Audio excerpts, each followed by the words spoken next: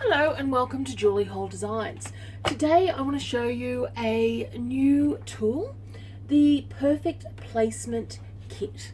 Now, if you're anything like me, you will, when it comes to placing your designs, you'll draw a line and you will hope for the best. This little kit makes things so much easier and foolproof, and heaven knows I love anything that is going to make my life easier. So let's have a look at what comes in the kit. You get your CD with color placement guides and shows you how to use your templates. You get a page of placement stickers so you can get your design in just the right place, and they are for both small and larger designs where you are trying to get things on a perfectly straight line. And then you get a whole lot of, and I'm sorry, I've got 2 sheets of stickers there. Then you get a whole lot of different templates. Now the one that I'm using so far is the napkin or serviette on point. This is also brilliant for doing handkerchiefs and anything with that straight edge. We've got pillowcases, so showing where to put the monogram or design, and it even gives you suggestions on how big a design to use. If you're anything like me, one of the troubles with embroidery is choosing how big to make the design to suit the project that you're working on. We've got burp cloths, loving this one for the cuff. And my son is going to be helping me out at the next show that I do, and so I'm going out this weekend to buy some shirts for him, and I will be monogramming and putting embroidery on his shirts. He doesn't know this yet, so we'll leave that as a surprise. Hand towels, we always know what a pain they are, and you've got hand towels with and without borders. Now this one I am absolutely loving, showing where to put your designs on a shirt, and what we're talking about is on that left area where you would put a company logo or anything, and it's got both ladies and men's, and you have different sizing. This one I will definitely use a lot of. It is showing how to and where to put a design on a shirt. The reason I love this one is because back in high school, and I realize I'm talking back to the 80s here, I can remember hand painting a shirt that I had made in creative arts class, only to then put it on and look like a 15-year-old pregnant girl. It then became a pajama shirt. The other ones you've got are top sheet, hand towel with a border, the pillowcase and top sheet designs, boxer shorts, which I'm going to leave because I'm going to use later, a napkin where you're putting the design in the right hand corner as opposed to on point, a bath towel with a border, bath towel without a border, and a receiving blanket for a baby. You also get this gorgeous little ruler which assists with putting things in line, and what you will notice is that can then sit over and help you to line and make sure that that design is on a perfect line. If we have a look here, it'll be more obvious. There we go. So you can make sure that you are absolutely on track with your design. So what I want to show you this morning is how I created, or how I use the Perfect Placement Kit for my serviettes, and how I'm going to use them for my boxes. So these are serviettes that I did on the weekend, and what you will notice and what I love about them is the designs are accurately placed. Now I'm a lazy gal stitcher.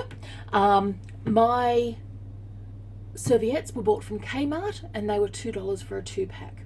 I am considering going back and buying enough to do all of my Christmas stitching. They were such a great price. But all I am going to do is, and I would show you what I would do. I'm not actually going to stitch on this one, but all I did was brought over my template and placed it on the napkin. Then, and I'm just grabbing my stickers because God forbid should I actually plan something out and do it properly. I get my Target sticker and now I know for those of us in Australia, restocking on the things like the Target stickers can be difficult. If you do find that you run out of them or that the line is not long enough for you, you can always come along and use and expand that line with a chalk line.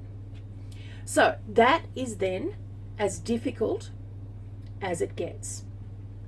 What I would do from there is remove my template, and here I have my hoop with my paper already in it. I am going to, and I'm going to find the center point here of my sticker, and this just makes it that little bit easier for me.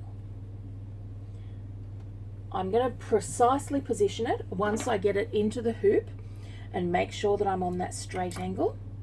Now, for something this small, and it doesn't have a great deal of embroidery with it, I can now use my magna pins to hold that design in there.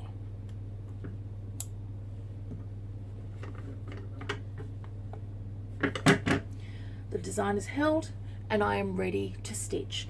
When I do go to the machine, I am going to place the design so that the very center of the design hits the very center of the template here, and I'm going to make sure that that line is straight. And we all know that we can move our design on an angle if we need to, and that is how you get perfect placement on your serviettes or napkins. Okay, so the next thing I'm going to work on is a pair of boxer shorts. Now, the first thing that I'm going to do, and I am first of all going to turn my iron down, is I am going to iron these guys.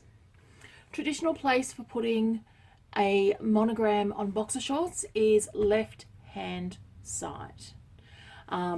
So that is what I'm using here. I realize that I'm working on the right hand side as you look at them. Once you turn them around, of course, it'll be on the left. So these did not have the correct seam line or center line going down them. So I'm just going to press that line in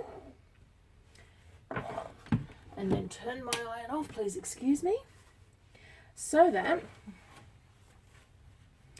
I can then lay my boxes out and you can see along that seam line.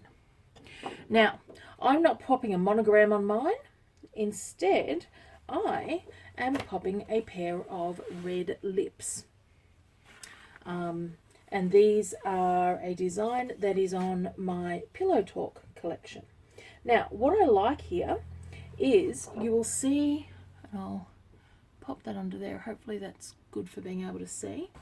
Actually, what you can see there is I've got the bottom of the boxes. I've also got the top stitching line and the side seam line. So these are the lines that we should be working with. Now, I come and place my template, bottom, top seam, and my designs.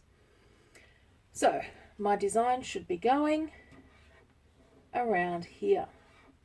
Now, when I am marking the design of where it should go, because this one's a little bit different because we don't know the size of our monogram. What we've got is a best scenario bottom and right edge. So I am going to use, and for this one I might actually use the large target sticker, because I can place that right along there and I will be able to see. Now this is the only tricky bit. Oh, I'm feeling pretty good about that. Now I could use two here, and I could say I want one for the bottom as well. However, what I'm going to do is when I get to the machine, I'm going to realize that where I put the bottom of that sticker is exactly where it's going to go, and then I will save my stickers. Now on that, once I've used my sticker, and you can see here the napkin sticker that I used a couple of minutes ago, I've just popped that back onto the template so that I can use it again. So don't be afraid of reusing those. Once I've got that ready, I can come through to my hoop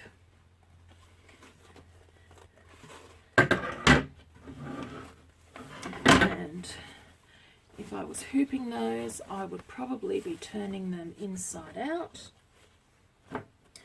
putting it down,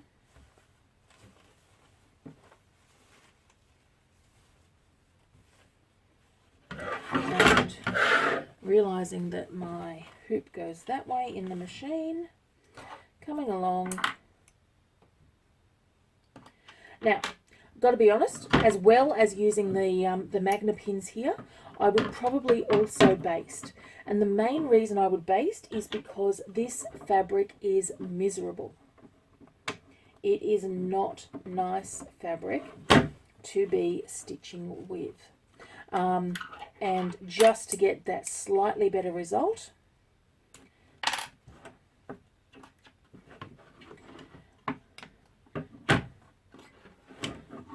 once you've got your design set, baste it in. Okay, so now my boxer shorts are ready to go, and if you give me a second, I will stitch them and come back and show you how they look. Okay, so here I am back and my embroidery is finished. I'm just going to remove my basting line.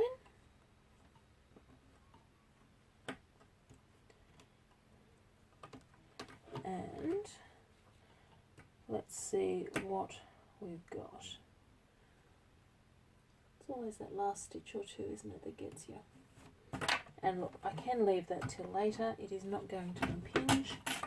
I'll take my magnets and pop them aside. I remove the boxes. And I remove that middle part of my tearaway stabilizer.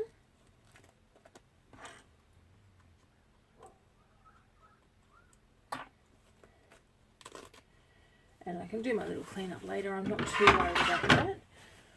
What I do want to do is just press these to see how they look.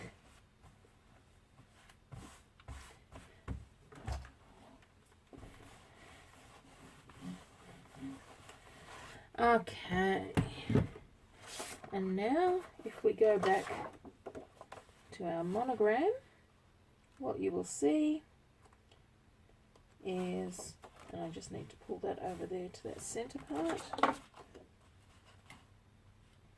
is that is where our monogram sat. So I've got the perfect placement on my embroidery.